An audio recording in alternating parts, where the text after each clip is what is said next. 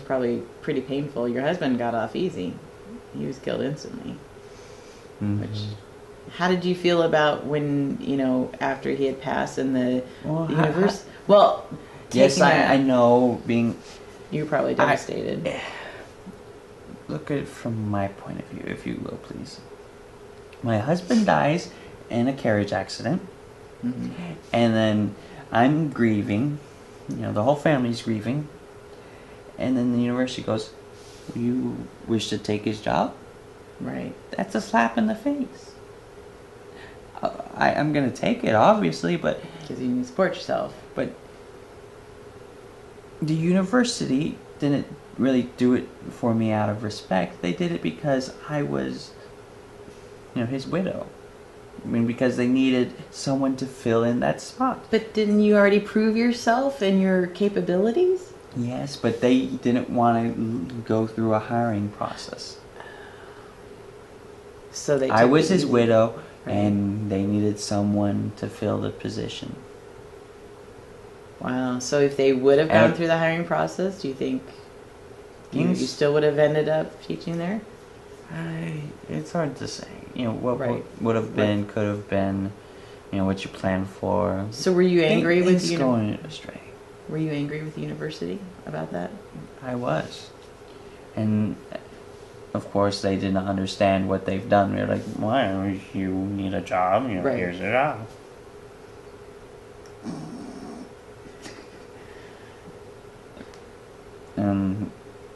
It was pretty bad. Did you have someone that you can confide in after your husband left you?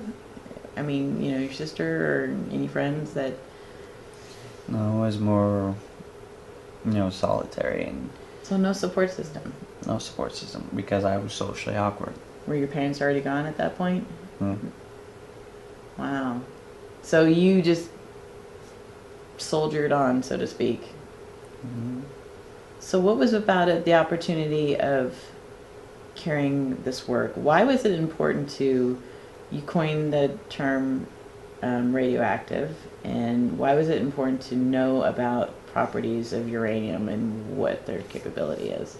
You would probably want to know if something could kill you, right?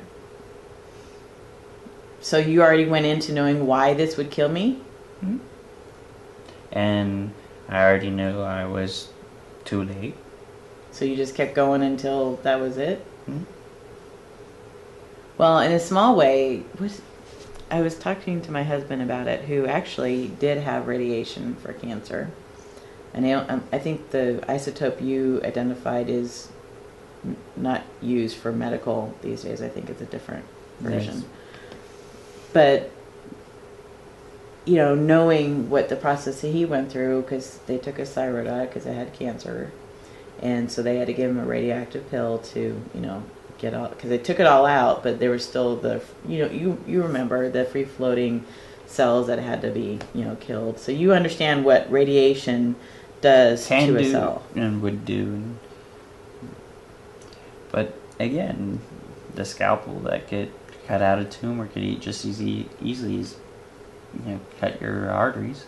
Right. Cut your jugular. So what was it about radioactivity that was interesting, even though I'm not a scientist, so I'm just trying to understand? It's like the story that just keeps on giving. There's no end to it. I'm pretty sure there's a couple stories that ended that you didn't want to end. Oh, there's lots. Indeed. So there's always more to it. It's like I was just keep getting more and more. It's like, oh, there's... Well, did you find...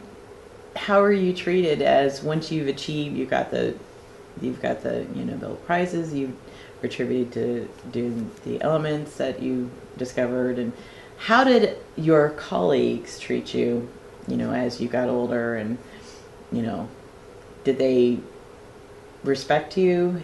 Did they, It's kind of mixed.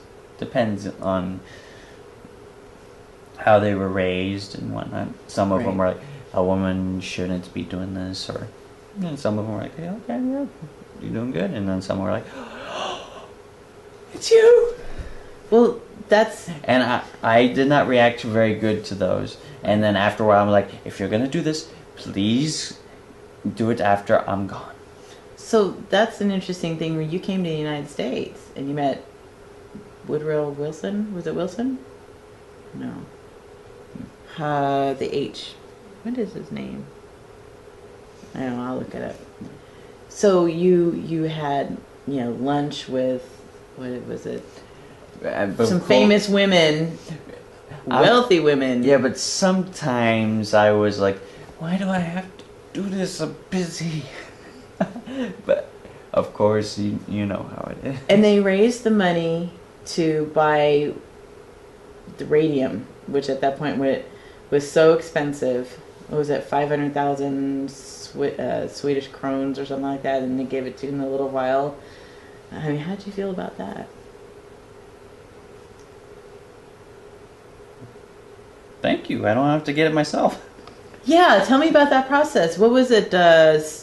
Pitch something, and you got it from a mine, and you put it in this big pot, and you were stirring it, and you were trying to separate its components to pull up, and it take you. I forget, what was that like? It was like a kind of pulling a witch's brew. It's like, oh, instead of putting stuff in, you're trying to pull stuff out. Not easy. It's easier to put stuff in than it is to take it out. So how do you even know how to do that? I didn't. Oh. Is that a secret? If you don't know how to do something, you just make it up and see if it works?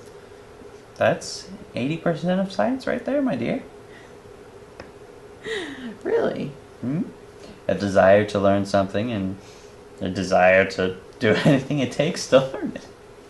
Not knowing if what you're doing even makes any sense. Yeah. Here's another quote I just loved from my husband. When we were talking about this, he says, you only know the scientists that actually succeeded. Right.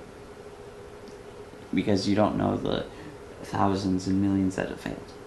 And that they gave up. Mm-hmm.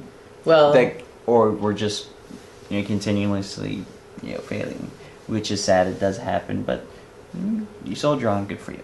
And then sometimes in their failure, another goes, what have we here? Here, come over here. I actually saw that a couple of times. It was did? One of my old students, when I was, of course, still fuming at the university, gave him a little study thing. It was kind of strenuous because I was a little bit of it wasn't a good time. So they were in the library. I was in the library too, just for doing my stuff, paper. And then of course one of them's frustrated, just goes like, flings the book. It's like, I had it with this. It's like, calm down.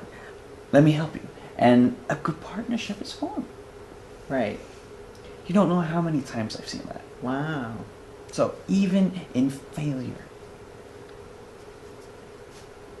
brings people together, gives new ideas, new possibilities.